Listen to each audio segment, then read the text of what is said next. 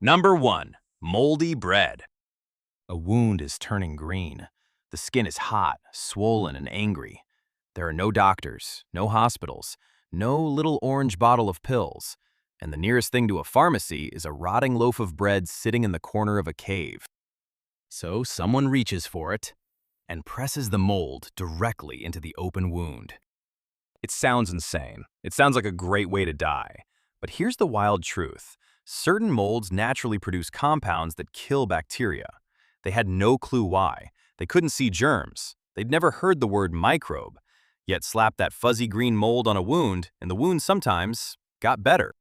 It's the same basic idea that would eventually give us penicillin, except these people beat modern science to it by thousands of years, completely by accident. They were doing chemistry they couldn't possibly understand, and it wouldn't be the last time. Because the next remedy wasn't scraped off something rotten.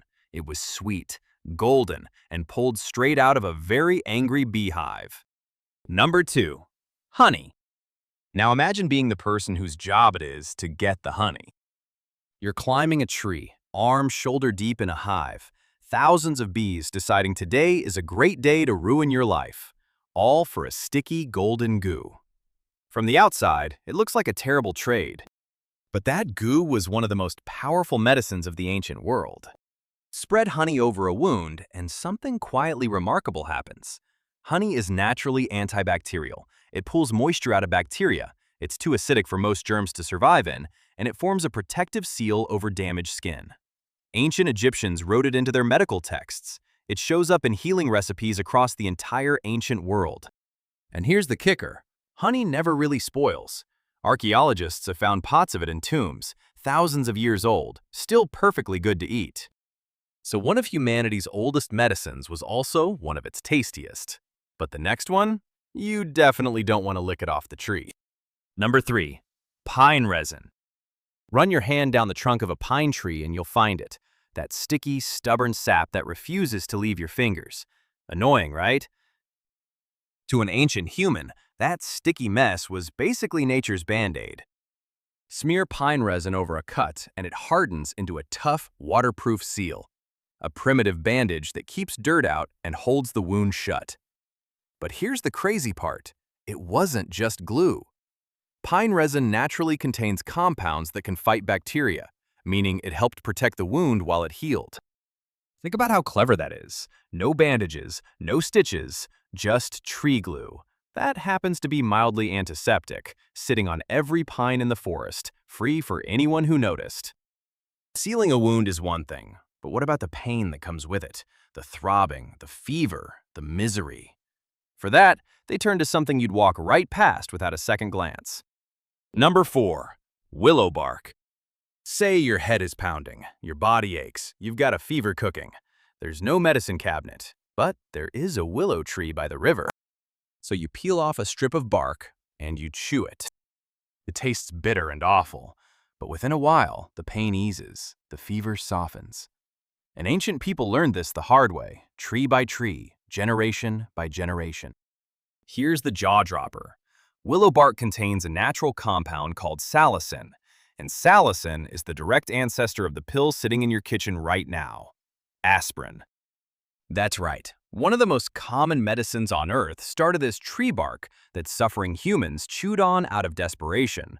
They basically invented aspirin without a lab, without a formula, without any idea what they'd found.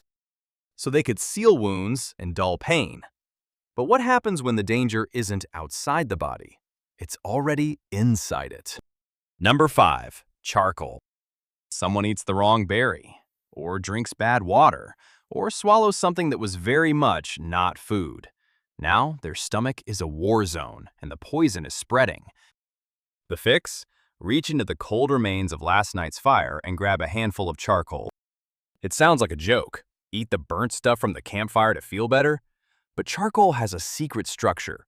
It's riddled with tiny pores, giving it a massive surface area that acts like a sponge for toxins.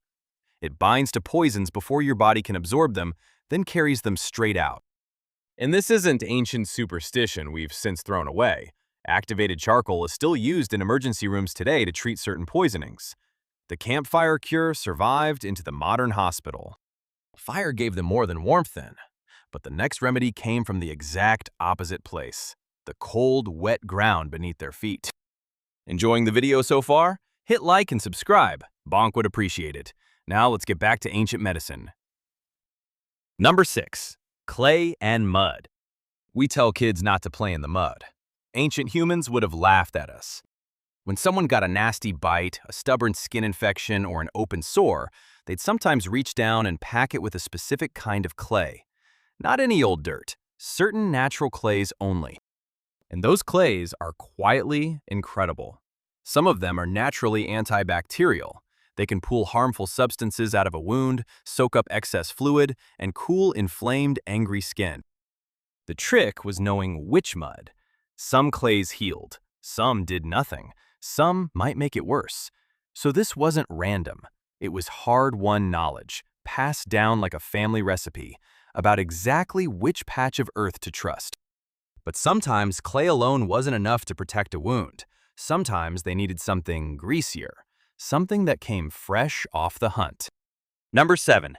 Animal fat. Nothing on a hunted animal went to waste, and that included the fat. After a kill, the thick, greasy fat wasn't just food or fuel for the fire. It became the base for some of humanity's first ointments. Smeared over a wound, animal fat forms a soft, protective layer that locks in moisture and shields raw skin from the outside world. But the real genius came when they started mixing it. Blend that fat with crushed healing plants, and suddenly you've got a salve, a primitive medicated cream that both protects the wound and delivers plant medicine right into it. That's not a caveman rubbing grease on a cut. That's the invention of the ointment. Every tube of medicated cream in your bathroom is a distant descendant of a hunter mixing fat with herbs by firelight. Now here's where it gets strange, because to stop heavy bleeding, they reached for something you probably clear out of the corners of your house. Number 8. Spider webs. Yeah, spider webs. Picture a wound that won't stop bleeding. There's no gauze, no pressure bandage, just panic, and a spider web stretched across a nearby branch. So they'd gather it up, ball it together, and press that fine silk directly into the wound. It sounds absurd, it sounds filthy, but spider silk is astonishingly fine and slightly sticky, so it can help blood begin to clot and form a protective layer over the wound while keeping some dirt out. There are historical accounts of people using cobwebs as makeshift bandages for exactly this reason. Was it perfectly clean? No. Would a modern doctor approve? Probably not. But when you're bleeding in the wild with nothing else, the web on those branches suddenly looks a lot like a bandage. Webs could slow the bleeding, but to actually stop it, and to fight pain and swelling too, they turn to a plant that healers have trusted for thousands of years. Number 9. Yarrow and medicinal herbs. Out in the fields grew a plant with feathery leaves and little clustered flowers. Yarrow. To most eyes, a weed. To an ancient healer, a treasure. Yarrow was likely used to slow bleeding, calm inflammation, and ease pain. A whole medicine cabinet packed into one unremarkable-looking plant. And it wasn't alone. Ancient people built up entire libraries of plant knowledge. This leaf for fever, that root for the stomach, this flower for a wound. And here's the part that should stop you cold. Many of the herbs they relied on thousands of years ago are still being studied by scientists today, because there's real medicine hiding inside them. Those ancient healers weren't guessing wildly. They were running a slow, careful experiment across thousands of years, and a lot of their answers turned out to be right. So far, every remedy has been something they put on the body or in it, but the last one is different. The last one filled the air itself. Number 10. Smoke. As the sun goes down, the fire is lit, and something curls up from the flames that does more than warm the camp. Smoke. Toss the right plants onto the fire, and that smoke becomes a shield. It drives away biting insects, the very insects that spread disease. It helps clear parasites from around the camp. It makes the whole living space cleaner and safer, night after night. In a world where a single mosquito could carry something deadly, controlling the air around you was a quiet act of survival. They couldn't see the germs, they couldn't name the sickness, but they knew the smoke kept something bad away, so they kept the fires burning. And that's really the thread running through all of this. No microscopes, no chemistry, no idea bacteria even existed. And yet they found mold that fought infection, bark that became aspirin, and charcoal we still use in hospitals today. They were far smarter than we give them credit for, which makes you wonder what people 1,000 years from now will think we got hilariously wrong. If this made you smile, hit like and subscribe. It helps Bonk more than pine resin ever could. And to see how these humans tamed the one force that changed everything, go watch how Bonk figured out fire. Barely.